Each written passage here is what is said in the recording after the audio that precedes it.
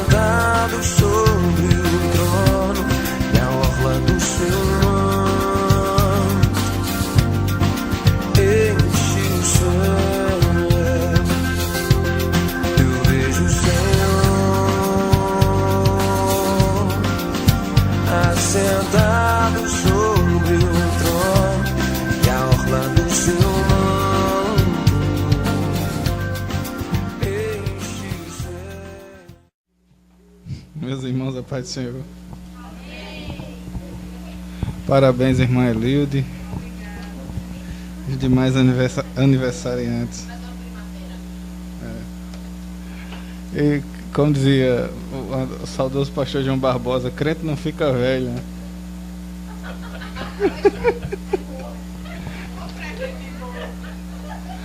Velho é o diabo, ele dizia.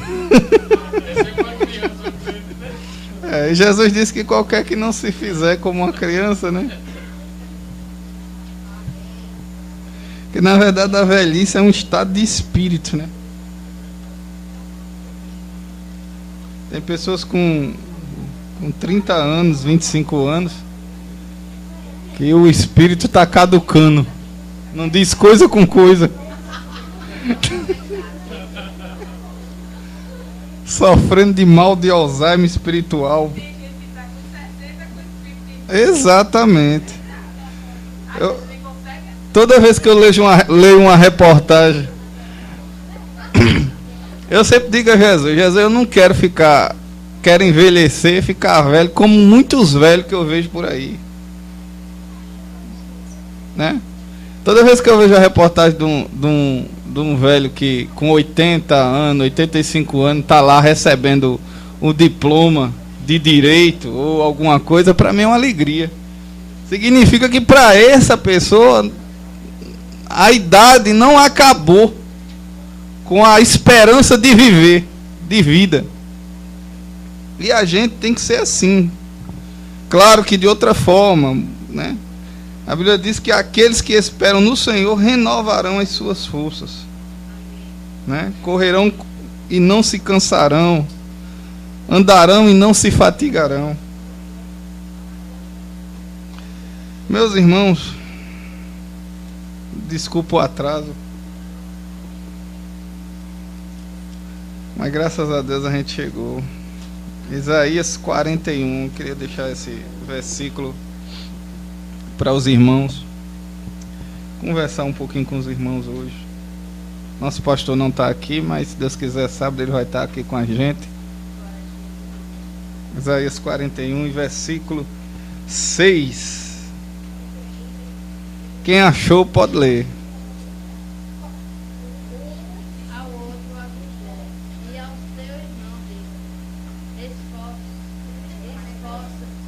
Pronto. Lê de novo aí, outra pessoa. Pode ler, irmão Zé. Pronto, lê aí, Enoque. E um ao outro ajudou, e ao seu companheiro disse, esforça. Um ao outro ajudou, e ao seu companheiro disse o quê? Esforça. Amém. Aí no versículo 7 você lê, aí diz assim: o artífice animou o ourives, e o que alisa com o martelo ao que bate na safra, dizendo da coisa soldada, boa é. Então com pregos o firma, para que não venha a mover-se. Sabe o que é isso aí? O artífice anima o ourives, o que alisa o martelo anima o que bate na safra, dizendo da coisa soldada, boa é. Então com pregos o firma, para que não venha a mover-se. Isso aí se chama trabalho em equipe. Trabalho em equipe.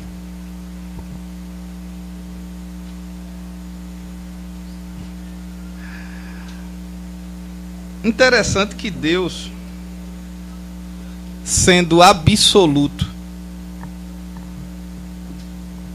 Deus é absoluto. O que quer dizer absoluto? Significa que Deus, vocês já viram aí nos carros, eu já vi que só aí nos carros esse adesivo, que Deus não depende de nós para ser Deus, mas nós dependemos de Deus para ser homem ou mulher. Então isso significa que Deus é absoluto. Ou seja, Deus não precisa de nós para ser o que Ele é. De eternidade em eternidade Ele é Deus. Mas o interessante é que esse Deus, sendo absoluto, Ele delega, ou seja, Ele reparte, Ele distribui dons. Ou seja, em outras palavras, Ele, mesmo sendo absoluto, tendo o poder de fazer todas as coisas, mas Ele não faz todas as coisas sozinho. Ele sempre quer contar com o homem, com a coisa criada.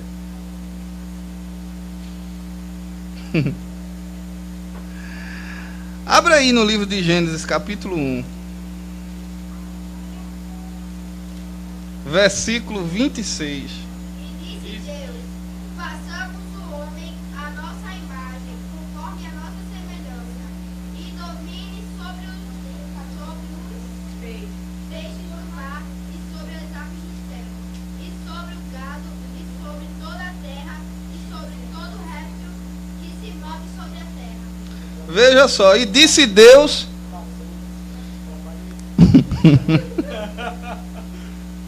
Ele não disse eu faço, eu vou fazer. Ele disse façamos. Então você é resultado de um trabalho em equipe. E até hoje, biologicamente falando, com toda a tecnologia aí, com tudo, mas é preciso que um homem doe parte de si e uma mulher doe parte de si para que outra vida seja gerada. Isso é o resultado de um trabalho em equipe. Porque lá no início, Deus, sendo Deus, o mesmo Deus que disse sozinho, haja luz, o mesmo Deus que disse haja, haja, haja, quando chegou no ser humano, ele não disse haja, ele disse façamos. Agora imaginem se a Trindade fosse desunida.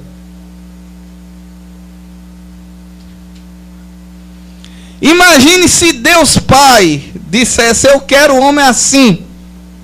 Aí o filho dissesse não, eu quero do meu jeito. Aí de repente o Espírito Santo, não, eu desse jeito, se for assim eu não concordo. Imagina a anomalia. Eu acredito que o homem sairia parecido um ET. O homem no desenho ET, né? Pronto, sairia dessa forma. Porque um trabalho onde não existe concordância, onde todos dizem façamos, sai dessa forma. Sai uma anomalia, uma bizarrice. Não vai a lugar nenhum. Quando Jesus disse, olha, eu vou, mas eu vos deixarei o Consolador. Sabe o que é a palavra Consolador? Lá na língua original do Novo Testamento, quer dizer um outro da mesma natureza. Um outro da mesma natureza.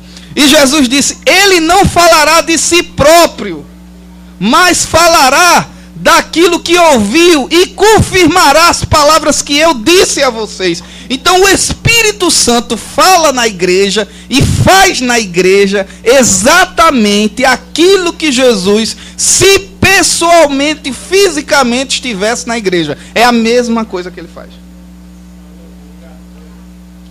Então, Jesus subiu e deixou a igreja sossegada. Os discípulos pensavam que estariam abandonados, mas Jesus está tranquilo e ficará tranquilo até o dia da sua vinda, porque ele receberá a igreja da mesma forma que ele deixou, virgem imaculada, pronta para um só marido. Porque o Espírito Santo, que é o amigo do noivo, fala a mesma linguagem de Jesus.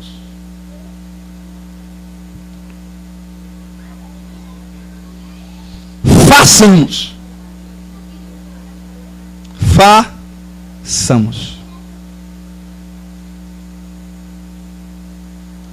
Agora veja aqui no livro de Êxodo, capítulo 17.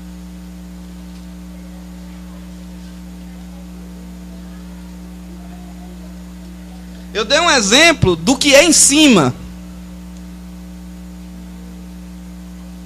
Agora veja a nossa vida aqui embaixo. Êxodo 17. E o versículo 11 e 12. E acontecia que, quando Moisés levantava a sua mão, Israel prevalecia. Mas quando ele abaixava a sua mão, Amaleque prevalecia. Porém, as mãos de Moisés eram pesadas. Por isso tomaram uma pedra e a puseram debaixo dele, para assentar-se sobre ela. E Arão e Hur sustentaram as suas mãos, um de um lado e outro do outro. Assim ficaram as suas mãos firmes até que o sol se pôs. Agora lê o resultado disso aí, versículo 13. E assim Josué desfez a Amaleque e a seu povo a fio de espada. Josué era um grande capitão, um grande comandante, um grande estrategista militar. O povo de Israel era um povo que não tinha medo nenhum, destemido. Mas eles sozinhos não fariam nada se não tivesse acontecido no monte essa cena que a gente leu agora. A Bíblia diz que quando Moisés levantava as mãos, Israel prevalecia. Mas quando as mãos de Moisés já era um velho de mais de 80 anos. Quando as mãos dele ficavam cansadas, porque todo mundo cansa se ficar muito tempo com as mãos levantadas, aí Amaleque prevalecia, e Israel começava a se derrotar, ser derrotado na batalha. Só que Moisés, com a vara de Deus na mão, a Bíblia diz que ele estava com a vara de Deus na mão. Moisés, sendo Moisés o homem que falava cara a cara com Deus, também precisava de ajuda. Porque o pastor sozinho não faz nada. Me desculpe, mas com todo respeito, o pastor sozinho não faz nada. Nada. Ele pode ter a vara de Deus, claro. Deus entregou a ele. Isso é indiscutível. Ele pode ser o que for, o homem que fala cara a cara com Deus. Mas vai chegar um momento que o pastor se cansa também. Que o pastor precisa de um companheiro. E é nessa hora que entra a profecia, a palavra de Isaías.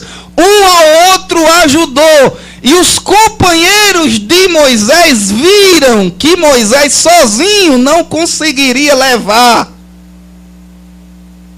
E tiveram a visão de pegar uma pedra, sentar Moisés E já que eles não tinham virtude nas mãos para levantar, mas tinham força nas mãos para levantar a mão que tinha virtude e a vara de Deus.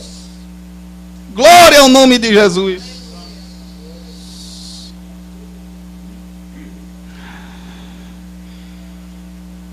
Isso é uma palavra de Deus para os Moisés e nós, Arão, e o povo. Josué não faz nada sozinho, o povo não faz nada sozinho, Arão e não faz nada sozinho, mas Moisés também não faz nada sozinho.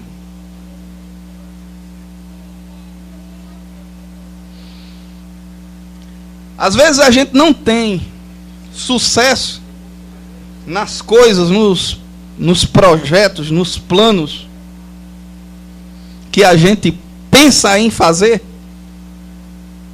porque às vezes, e eu vejo muito isso, irmãos, os crentes têm um mau costume de olhar muito para o pastor. Não são todos, mas grande maioria, eles entregam a responsabilidade na mão do pastor e dizem assim: o pastor vai orar por mim, o pastor vai ser crente por mim, o pastor vai me ajudar em oração, o pastor vai ler a Bíblia por mim.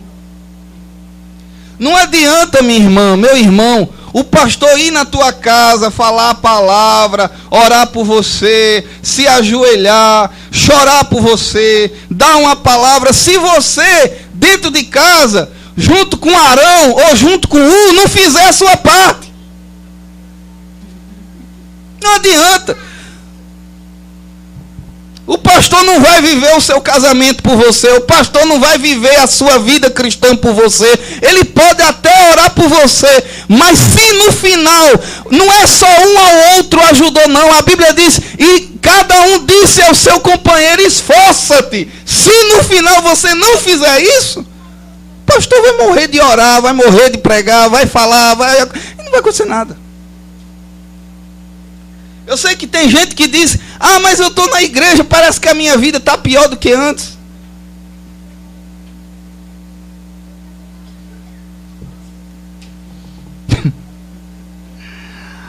Ou você não sabe que a gente está nessa guerra? Glória a Jesus. Ah, meu Deus. Nós somos um corpo, irmãos. Veja aí o que disse 1 Coríntios. 1 Coríntios. Capítulo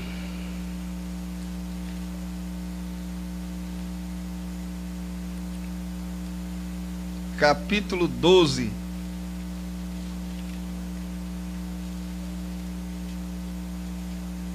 Veja aí 1 Coríntios capítulo 12. E o versículo 14. Porque também o corpo não é um só membro, mas múltiplo. Veja o versículo 12 aí. Porque assim como o corpo é um e tem muitos membros, e todos os membros sendo muitos, são um só corpo, assim é Cristo também. Veja que no versículo 14 ele diz: porque também o corpo não é um só membro. Imagina aí, já viu um corpo de um membro só?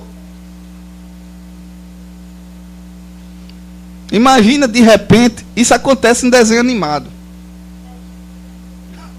Mas imagina se de repente você acordasse, cadê?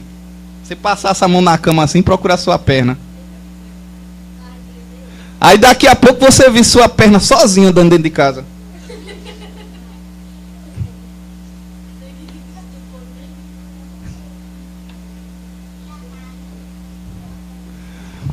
Eu estou falando assim da maneira bem engraçada. Corpo de um membro só. Perna de vida própria. Imagina aí. Mão, ó. A mão pegando as coisas fora do corpo. Olho vendo fora do corpo. Corpo de um membro só. Não tem gente que diz, eu sou a igreja. Ele diz, eu sou a igreja, mas não é que ele é a igreja. Ele está querendo dizer que ele sozinho é a igreja.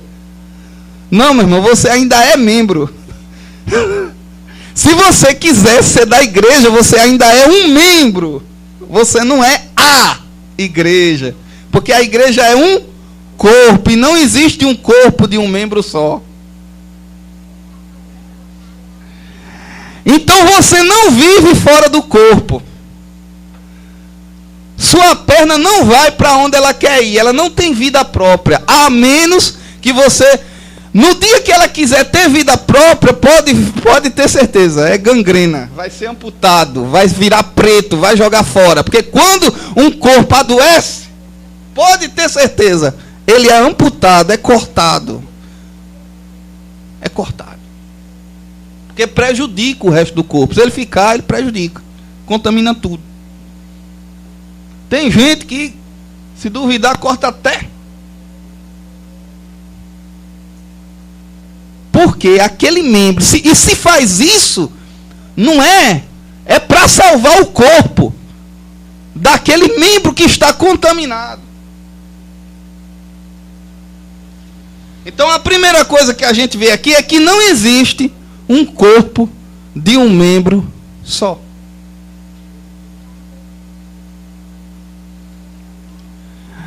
Agora, continuando aí no versículo 15. No versículo 15. Se o pé disser, porque não sou mão, não sou do corpo, não será por isso do corpo? Versículo 16. E se a orelha disser, porque não sou do olho, não sou do corpo, não será por isso do corpo? Primeiro, não existe um corpo de um membro só. A segunda notícia ruim que eu quero dizer para você, se pode ser ruim para você,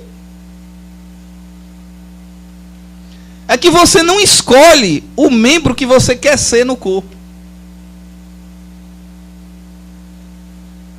Não adianta você querer ser olho se você for pé.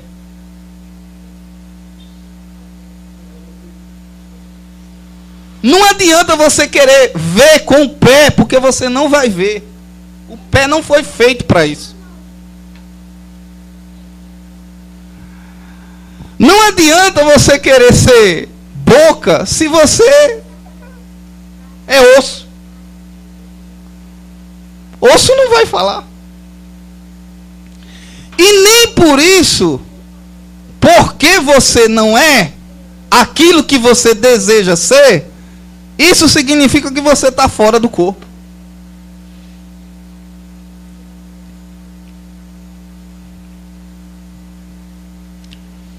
Algum problema? Depois a gente vai orar por ele. Vamos orar por Ives? Amém? Tá tudo bem, meu filho? Se coçar, irrita.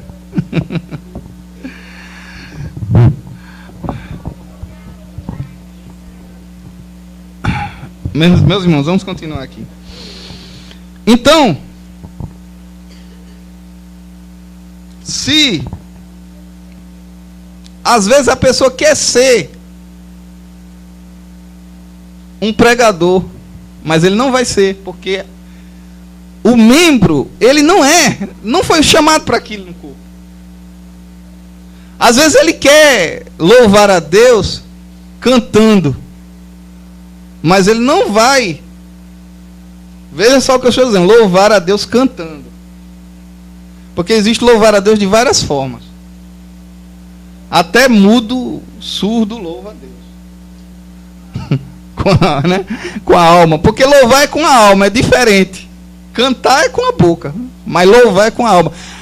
Mas às vezes, a pessoa não entende. Nem todo todo mundo na igreja vai ser pastor. Nem todo mundo na igreja vai ser cantor. Nem todo mundo na igreja vai sair por aí dando profecia à torta e à direita. Nem todo mundo na igreja vai ter dons de curar. Nem todo mundo na igreja vai ter operação de maravilha. Nem todo mundo na igreja vai ter dom de revelação. Nem todo mundo na igreja vai ter dom de sabedoria. Nem todo mundo na igreja vai ter todos os dons. É impossível.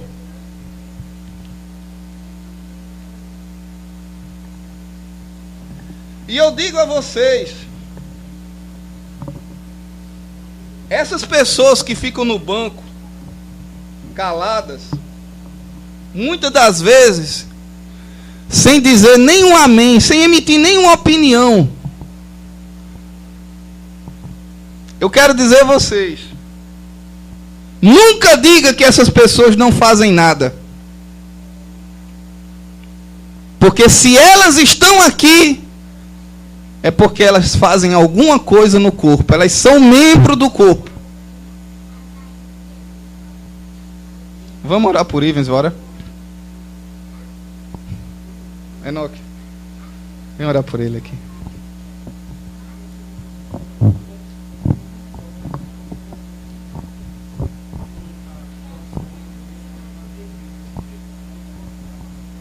Não, a gente vai orar por ele agora, para ele ficar tranquilo.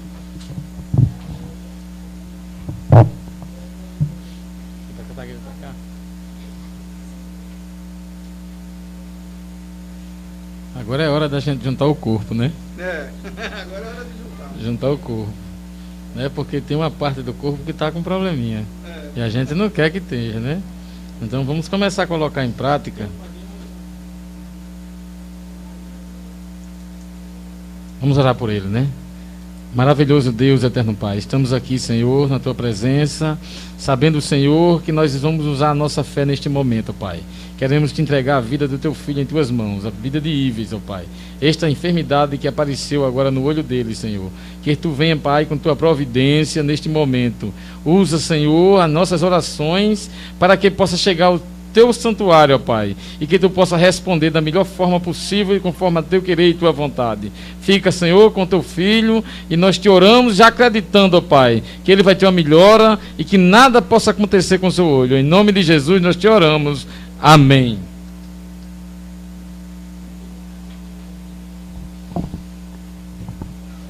Amém. Pronto. Não é nada não, Ivens. Vai ficar melhor, vai ficar bem, se Deus quiser. Às vezes meu olho também começa a coçar e a gente começa a coçar e irrita, né? Irrita. Mas vai passar, vai ficar bom.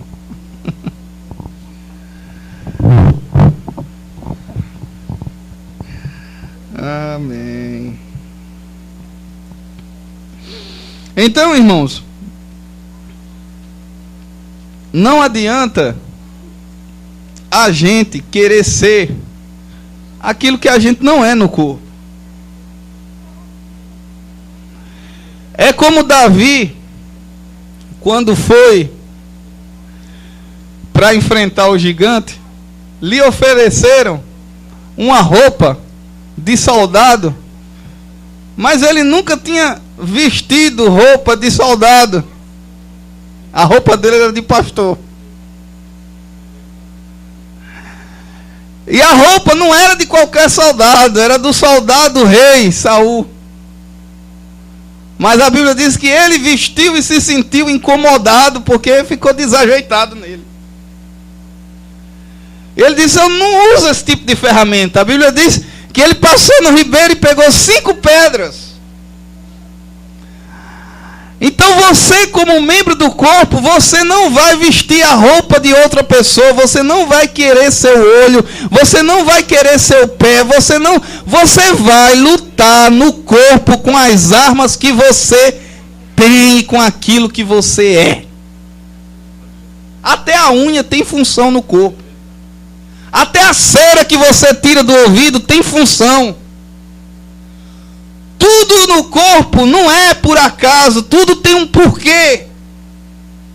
Até aquele crente problemático que está dentro da igreja, existe uma razão para ele estar aqui.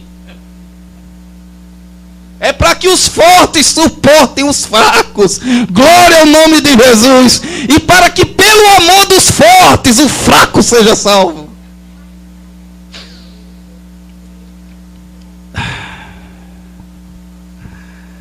Mas olha aí o versículo 17. Se todo o corpo fosse olho, onde estaria o ouvido? Se todo fosse ouvido, onde estaria o olfato? Olha o versículo 18 e 19, Larissa. Mas agora, Deus colocou os dedos no corpo, cada um deles como um. E se todos fossem um só membro, onde estaria o corpo? Eu disse a vocês no início que não existia corpo de um membro só. E não existe corpo com membros iguais. Um corpo cheio de olho. Um corpo com duas cabeças. Tem muito lugar aí que está meio desmantelado porque é corpo com 2, 3 cabeças, 4. É. E olha, ninguém no corpo de Cristo é cabeça. Porque a cabeça é Cristo. Só que tem lugar por aí que o pessoal quer ser a cabeça. E não quer ser só a cabeça. São várias cabeças para um corpo só.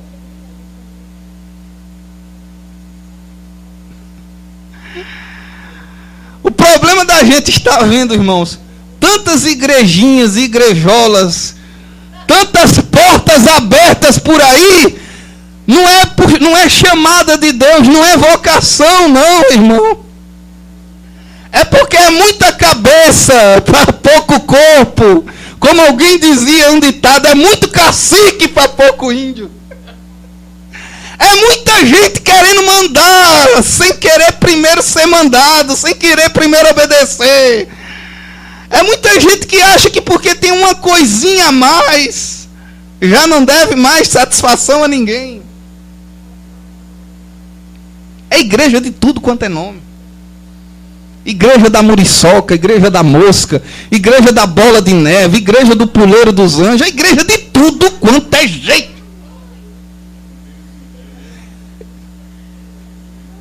Tem nome de tudo, quanto mais nome aberrante você vê, tem. Isso é resultado de corpos com várias cabeças. Um corpo só tem cabeça, só tem cabeça.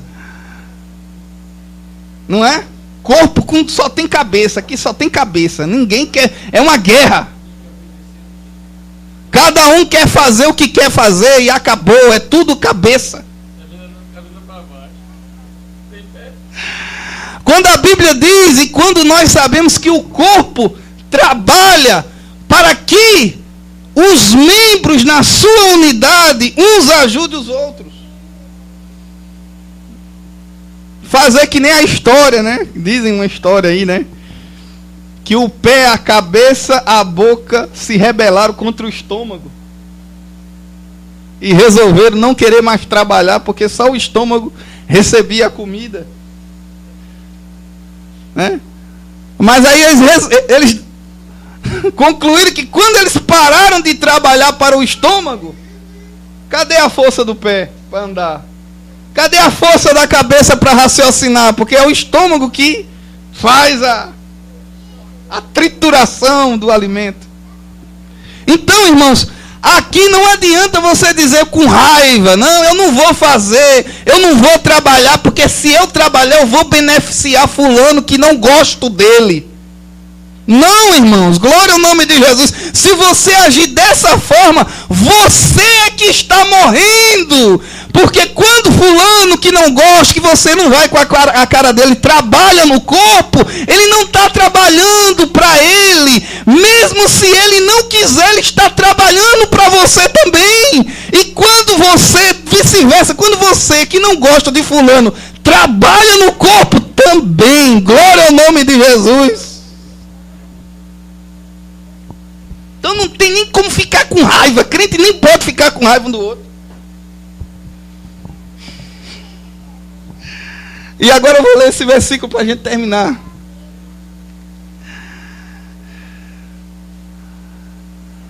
Lucas capítulo 5. E aqui a gente encerra.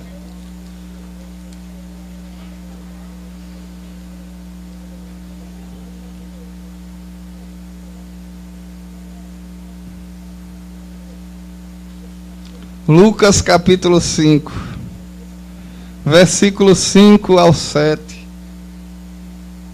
Quem achou pode ler.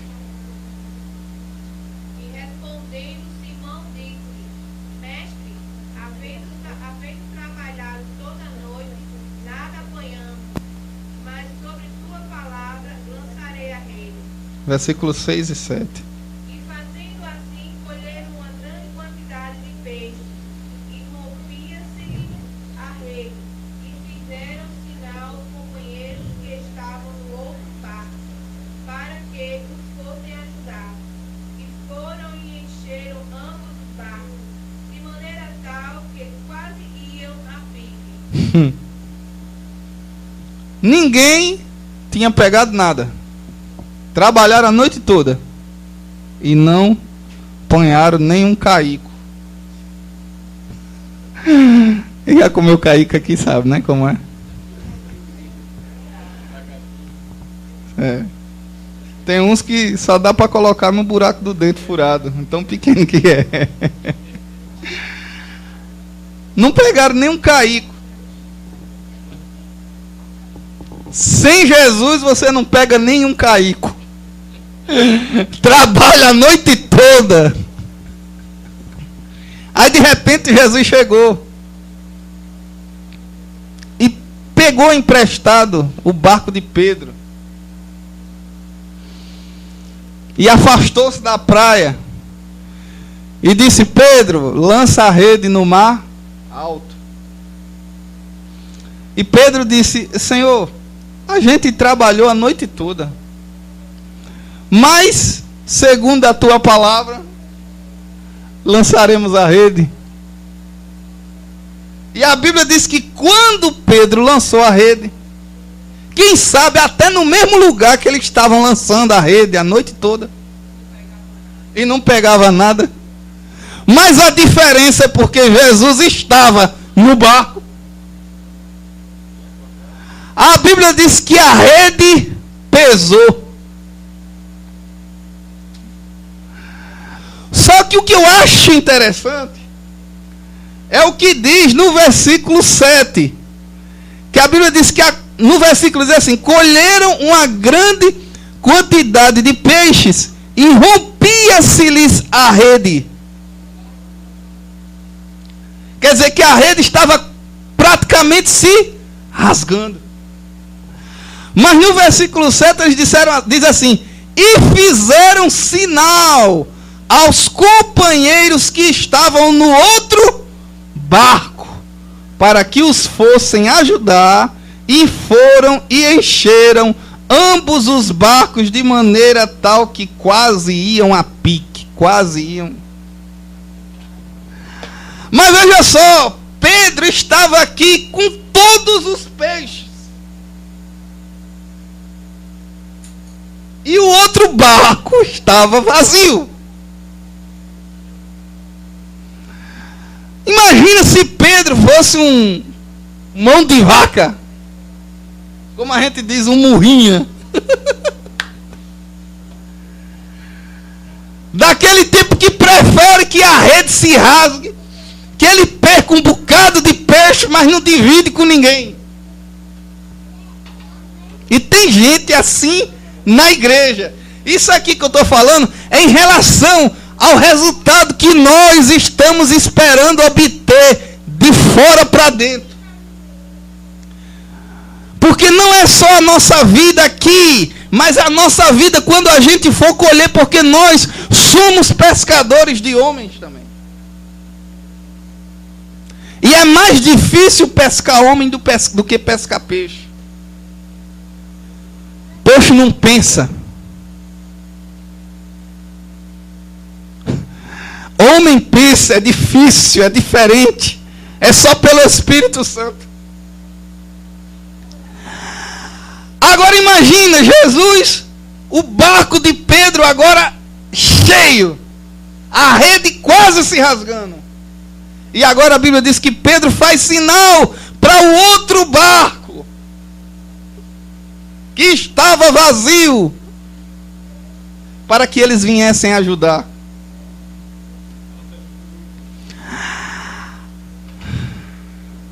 O problema, irmãos, é que tem barco cheio demais. Tem rede se rasgando. Tem gente que está pensando que está tendo lucro, está agindo, está tendo prejuízo. Porque na sua arrogância, na sua ganância, não tem coragem de fazer sinal para o outro barco. Glória ao nome de Jesus.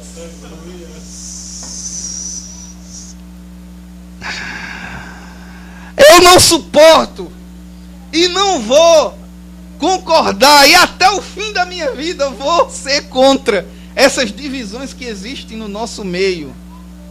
Eu não me acostumo, não vou me acostumar. E não tem essa coisa de dizer, não, mas é assim mesmo. Não é assim mesmo. Se somos um só corpo, não é assim mesmo.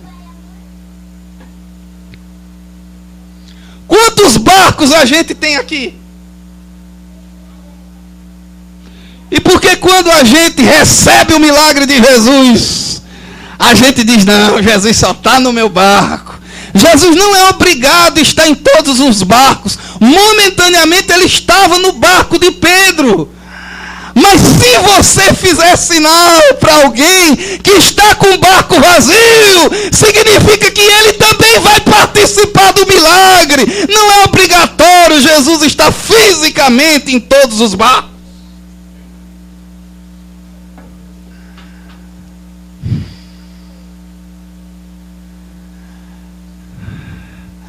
Não existe igreja evangélica Assembleia de Deus, não existe igreja batista, não existe igreja quadrangular, não existe igreja do Nazareno, existe um só barco, é tudo barco. Glória ao nome de Jesus. Agora, se por acaso aqui a rede está quase se rasgando, aí, se você está perdendo os peixes por causa de orgulho, problema seu. Aleluia. Jesus não vai lhe obrigar a você a fazer sinal. Você que tem que fazer sinal e pedir ajuda. Glória ao nome de Jesus. Você não come isso tudo de uma vez só, não. Deixe de olho grande. Um ao outro ajudou. E ao seu companheiro disse, esforça-te. Que Deus os abençoe.